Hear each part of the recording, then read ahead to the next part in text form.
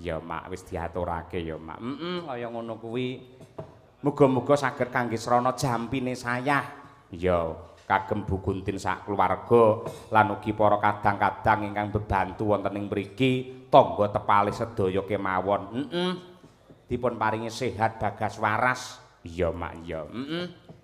Ana pamundhut iki Yung. Yo diaturake alon-alon mumpung bengi iki jan full Madangkara utuh tanpa ada bintang tamu ki malah wektune malah merdika nduk. Oh iya, kaya ngono kuwi. Nah, iki sugeng dalu Pak Dalang kepareng nyuwun lagu Podang Kuning ingkang nembang Bu Kesi. Waduh, nggih. Lelagon menika katur dumateng ingkang kagungan kersa Bu Guntin matur sembah nuwun saking penggemar ringgit pacucal keluarga Pak Ida. Wah iya, ngono kuwi. Isih ana isih. Assalamualaikum warahmatullahi wabarakatuh. Waalaikumsalam. Sugeng dalu Ki Cahya Kuntadi sak rencang. Niki kula saking Pak Saeri Ndarungan Pranajiwa. Dalu niki badhe nyuwun lagu utawi gending Damar Wulan Ngarit kalian Ninggal Katresnan. Sedaya kula aturaken dumateng Ibu Guntin sak keluarga saha para pamirsa sedayanipun matur nuwun. Wah iya, ya diaturake siji mbaka siji lan uga matur nuwun ing tanpa upama Mak marang para pepunden mligine Pak Seger sing wis ya kuwi melu nata adicara wayang kulit bengi iki. Ugi hormat salam dumateng Kadang Dalang ingkang lenggah wonten Lalada Lumajang wabil khusus ingkang kepareng rawuh nenggih Ki Antok Supriyanto. Wah iya, matur nuwun Mas, saged kangge srana ngraketaken kekadangan lan memitran. Panjenengane kuwi asli saka Blitar. Hijrah ning Lumajang merga katut karo babon. Ha iya, Apa sing diaturake? Yen Podang Kuning aja Bu Kesi. Men anake Bu Kesi. Sing wis tenar, wis viral menjadi Ratu Podang Kuning. Sapa? Umi Hafifah. Men jumeneng yo tukung-tukung dados.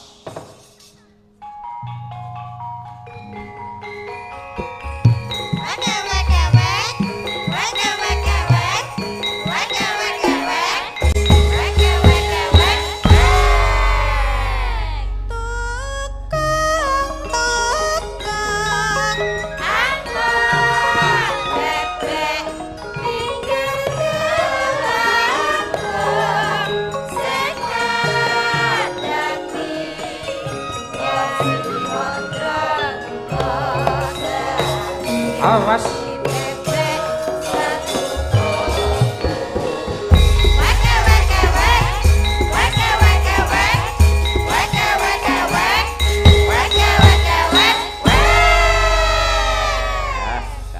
Biasa, Genduk Umi Hafifah, assalamualaikum. Waalaikumsalam, Pak Cahya Kuntadi. Dan elak tenan. Wis dewasa, wis gedhe ya, Pak. Wis gedhe. Tur gumunku bareng sinden-sindenku iki kesorot kamera ning nggen YouTube ngene kok mencorong kabeh, menyala. Mongko aku mbuktekke dhewe wong mau iki turu iki ya tunggal homestay karo aku. Tangi turu iki bah lek angop abape jan. Ning bareng wis duandang kejawen walah cantik-cantik tenan. Iya. Ya Nduk Umi, matur nuwun ngaturake salam hormat marang Bu Guntin sak keluarga lan ugi para pamirsa ingkang kepareng rawuh wonten dalem mriki lan ugi kepareng mirsani lumantar streaming Kuntadi Channel. Yo. Nggih. Saderengipun kula nembang kula badhe ngaturaken panuwun dumateng sedaya para pamirsa, sedaya tamu undangan, wabil khusus dumateng Bu Guntin, nggih Pak? Nggih, leres. Bu Guntin ingkang gadah hajat. Mugi-mugi Bu Guntin sehat selalu, panjang yuswa, rezekine tambah kathah nggih Bu. Amin. Terus kagem penonton mugi-mugi nggih panjang yuswa. Amin. Rezekine tambah kathah. Nggih. Terus mengke nek rezekine sampun kathah ampun kesupen anggap wayang nggih, Pak. Bu. Anu disapa akeh lho Umi Mania, Nduk, sing nang YouTube iki. YouTube. Kangen to, suwi ora kok sapa to. Nggih. Halo. Aduh. Teman YouTube. Halo Bandung ora. Gaul ya Om ya. Nggih, terima kasih untuk teman-teman yang di YouTube, Pak Dwijo, sedaya pokoknya Umi Mania Fans Club. Waduh, ya. Nadianto sampun sepuh-sepuh tapi malah mentes kok, Pak. Wah iya. Pancen ngono kuwi kok mergo suaramu iki pancen ya apik tenan. Mula ora neh ramukal kathah piyai sepuh ora mung kakung putri sing bener-bener tresna karo sampeyan ngono iki. Yen ngrungokke suaramu direwangi grantes, nangis, trenyuh ngono kuwi ana. Iya. Mula minangka ijole saiki tembangno salah satu lagu yang mampu menghantar kamu melejit sampai sekarang. Ya kuwi Podang Kuning. Nggih, Pak. Ya, siap. Ayo. Bawani, Nduk. Yuk, Umi Hafifah. Nadian wujud temong peksi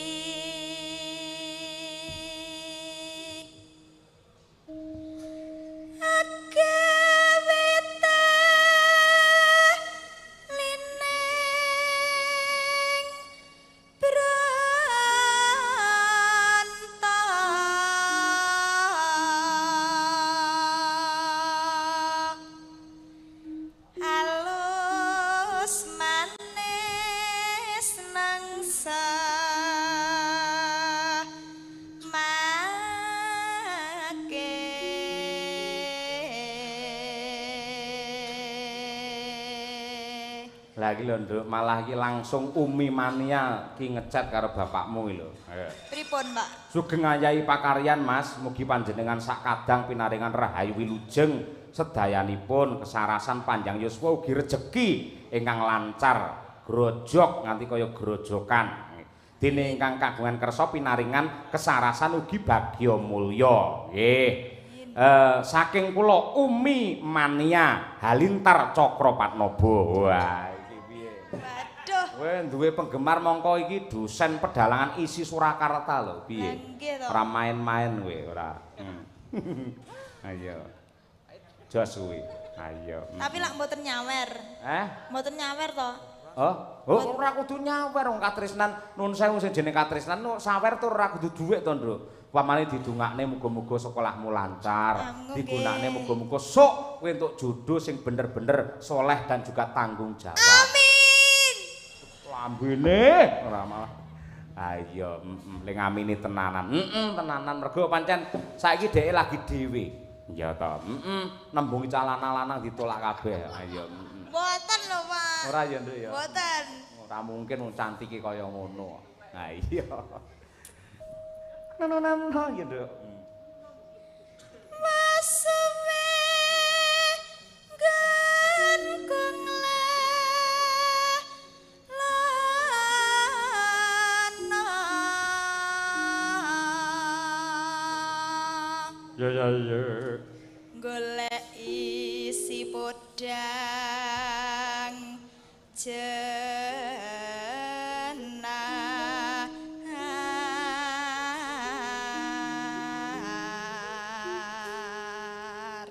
Nano iba bunga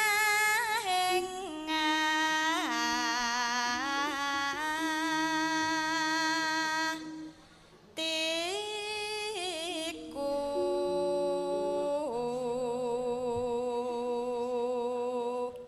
nano nyanding bisa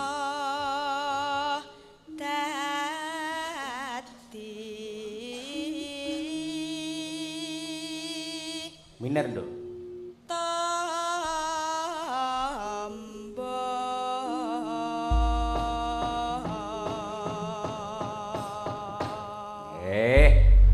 Wilujeng Niskala ya Podang Kuning ya Mak.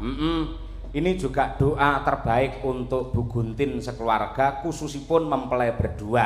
Tegese Podang adalah burung yang bisa terbang, kuning adalah emas. Semoga mulai malam hari ini dan seterusnya Bu Guntin sekeluarga terbang tinggi terus ke zaman keemasan. Amin ya rabbal alamin. Ya nduk Umi Hafifah podang kuning dados.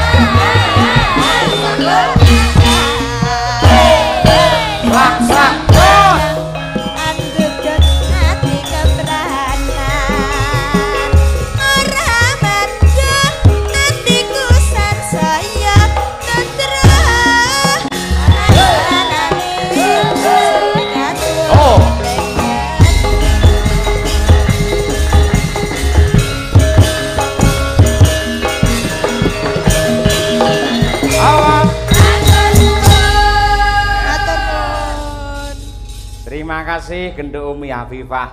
Ya, orang ngira ya, Mak. Nadyan iki wayangan mapan ana ing gudang kaya ngene iki sing disulap menjadi gedung pertemuan ning nyatane kepenak temenanan. Hawane malah kaya rekaman, Nduk. Iya, luar biasa ki penak banget akustike ya temata kanthi becik, sound sisteme ya bergas. Iya, ya mung emane iki Bu Gunti nanggene mantu kok wis putra sing keri dhewe. Ya aja kuwatir sapa ngerti yen kagungan putu, Sok. Kagungan wayah, ngono syukuran terus wayangan sapa ngerti. Wong piyayi turah, ya gur nggih wayangan upil, Nduk. Ha iya, Ya Mak, ya. Nah, iki ana pamundhut ninggal katresnan. Ya, tak goleke waranggana sing spesial. Ya. Sing lagi wae ditinggal dening katresnan. Ya,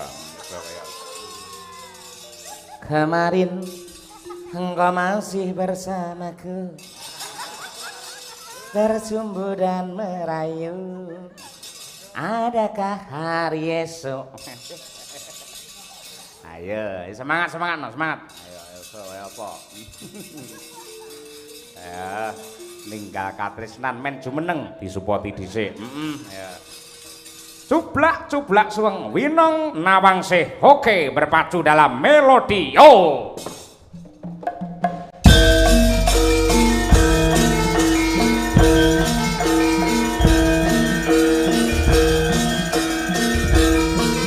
Hei.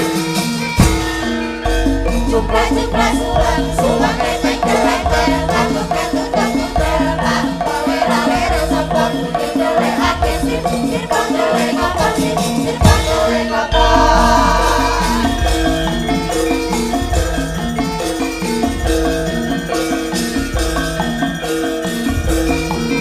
Oh. Cublak suweng eteng kelengker lagu ketundang lah wera-wera sapa dole ake sir dole ngopong sir dole ngopong sir dole ngopong. Sugeng dalu Mbak Winong Nawangsih. Nggih, sugeng dalu Pak Cahyo Kuntadi. Wah, iya. Pak Anom Cahyo Kuntadi. Nggih, Pak Anom Cahyo Kuntadi.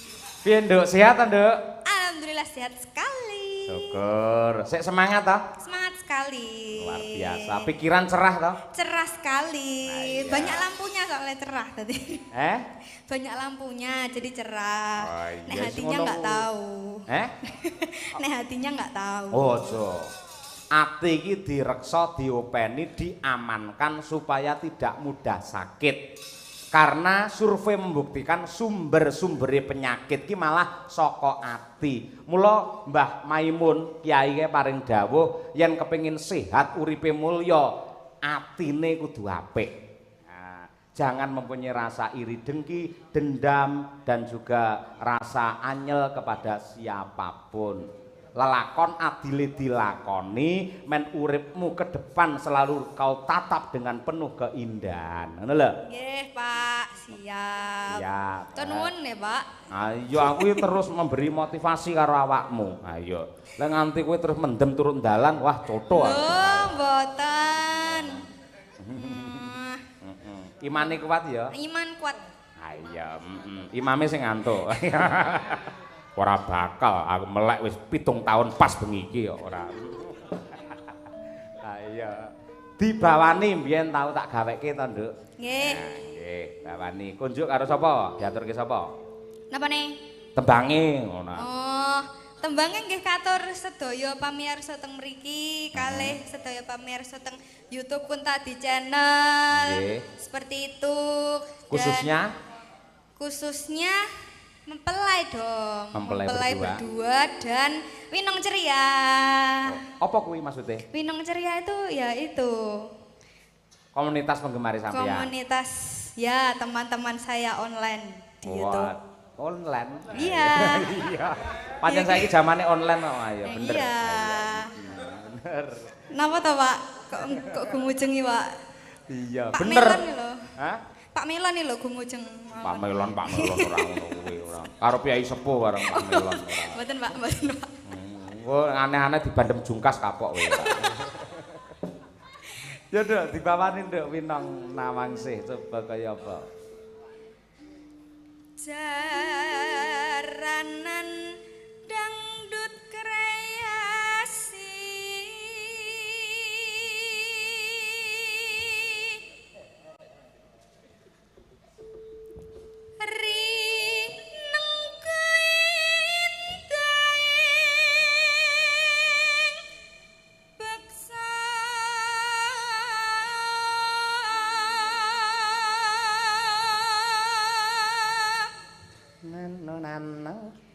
sente rewe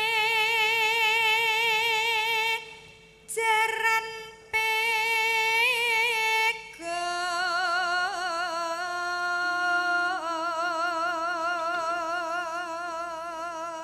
Suarane apik. Bocah ya cantik, bodine ya entuk. Mung kuciwane siji. Apa? Lalen. Ayo. Wong iki pancen yo rene sing sampurna. Wis ora apa-apa. Duwe ciri khas dhewe-dhewe. Ciri khas Winong ya lalen kuwi. Sik enom wis lalen, sulek tuwekno piye? Ayo. malah mari Pak malah mari Urung karuan, sulek pamane sampean ketemu jodoh manten anyar, mangko wis barno, Mas aku urung lho ki mau. Malah toto. mboten to Pak Ora ya, Nduk ya. Lah kuwi ra iso lali ya, Nduk ya. Ha iya. lah napa lho kula mboten ngertos niku napa Mas Teh Cukup lek ra ngerti ya wis, ya wis. Ngono. Lah iya. Nduk. luwes gemas nuju prana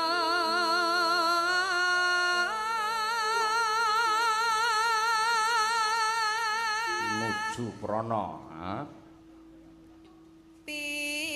pinter agawe brangto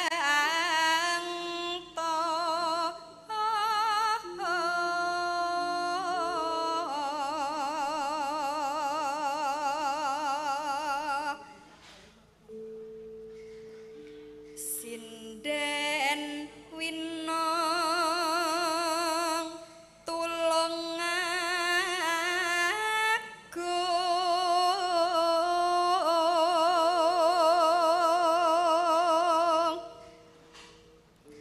aja nganti ninggal tresno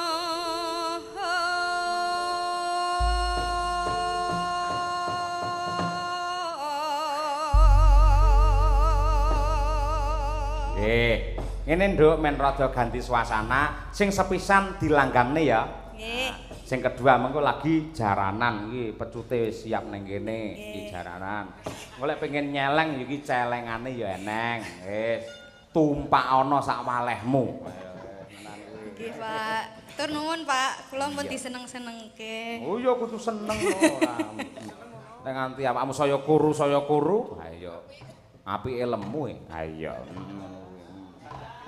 Berisi, berisi ilmu yang bermanfaat. Ya.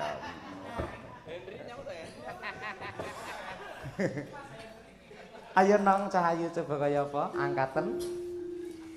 nangis sajroning atiku Aja nangis wong ayu.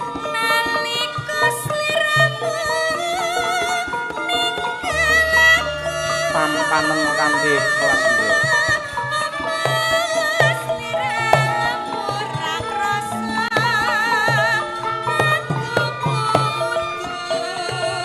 Sambat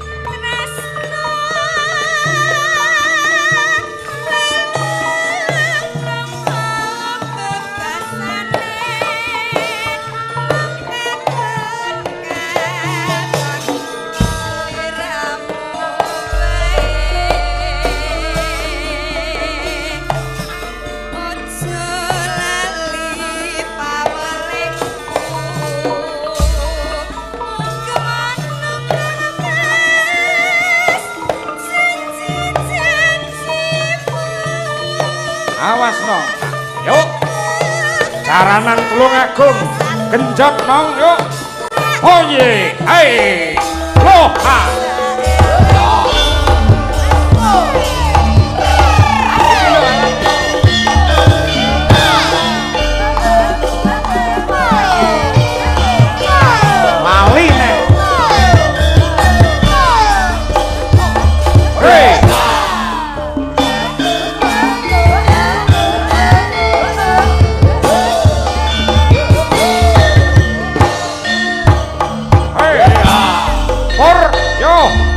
Fokus joget yo.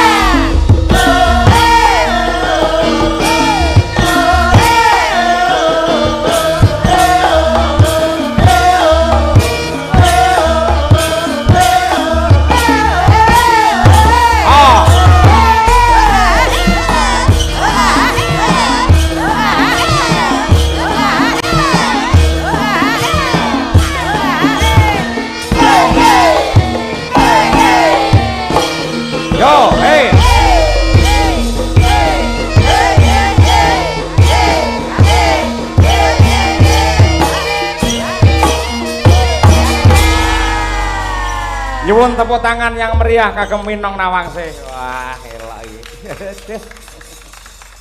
Bocah pinter gawe mareme wong tuwa. Lali neh.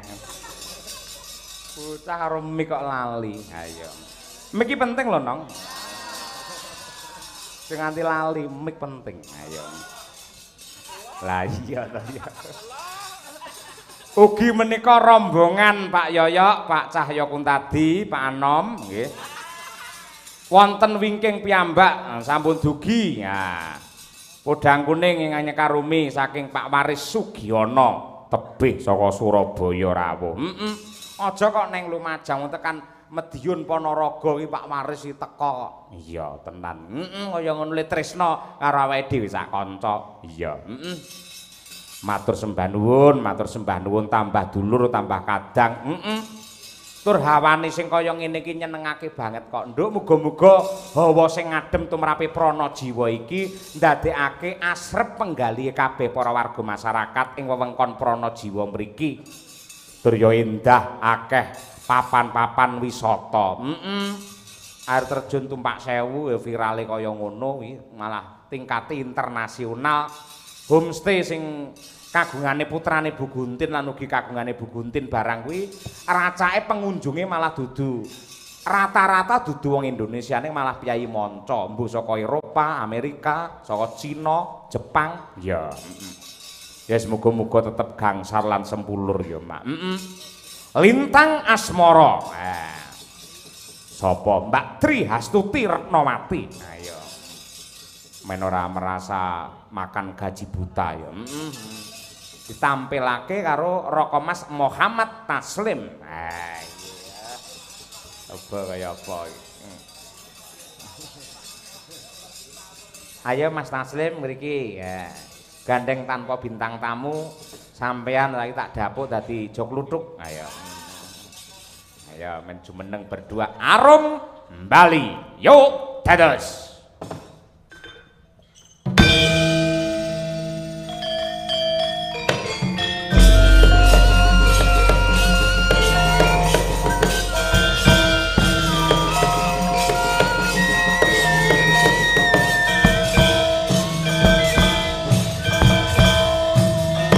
Ayo Mas Taslim berdiri.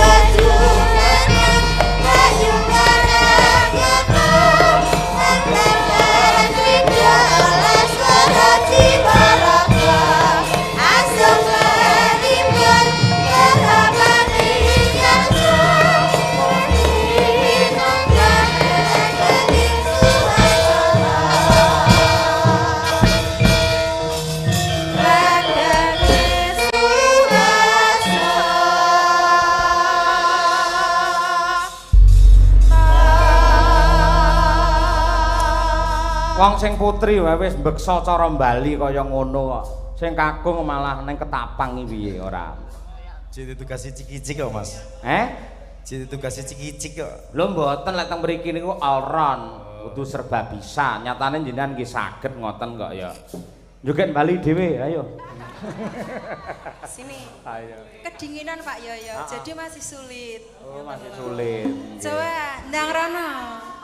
Dadi lek joget Bali iki sing penting mripate sik sing digarap. Iya.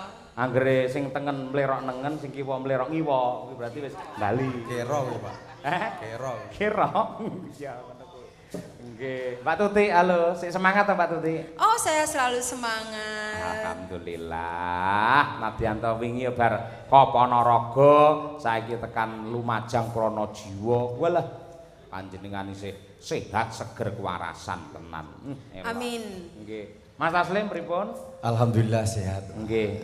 Aku takon napa kok pripun? Lah kabare to?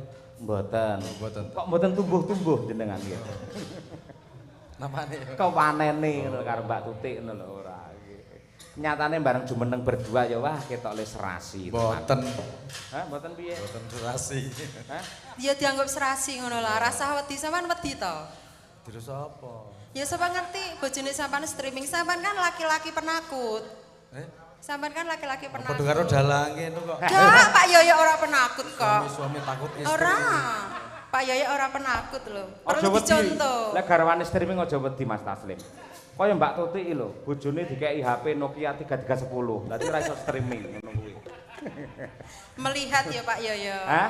Melihat. Melihat. Tapi nek iya. eling tok Pak. Soalnya saya tuh pripun nggih mboten selalu diawasi karena pun percaya bahwa saya tuh nggak mungkin neko-neko. Tenan ya Pak Yoyo ora percaya. Syukur to lek wis eling Purwodusina. Ha iya, iya. Syukur muga-muga iso ngono terus Ti, apik temenanan. Amin. Ha iya, nggih. Monggo. Ah. Diaturake Lintang Asmara. Wah iki pokoke sing berbau katresnan kabeh mergo iki kagungan kersa mantu Bu Guntin. Spesial buat teman-teman berdua. Nah, gimana? Semoga berbahagia selamanya sampai maut memisahkan. Wah, Ya. amin. Untuk Bu Guntin gimana? Diberikan kelancaran, kesehatan, bagas waras, diberikan panjang umur. Amin. Untuk para penonton gimana? Wah, nge-MC tenan iki. Untuk para penonton loh itu penting loh. Oh iya, semoga lekas menanggap Mas Anom Cahyo Kuntadi. Amin. Untuk tukang sound kita Mas Glonter gimana? Jangan menghilang. Senengane ngilang ya. Ah iya, bener Tik, bener. Mulai ra dijiret sikile. Lah ndelok story niku nyapo itu teko tebon-tebon ibu cah iki ora. Ajeng ngilang Pak niku wau Ponorogo Lumajang karepe mau bareng kancane. Nah iya to. Lintang Asmara, Mbak Tuti versus Mas Taslim. Oke. Yuk, tetos Madangkara. Oh ye. Madang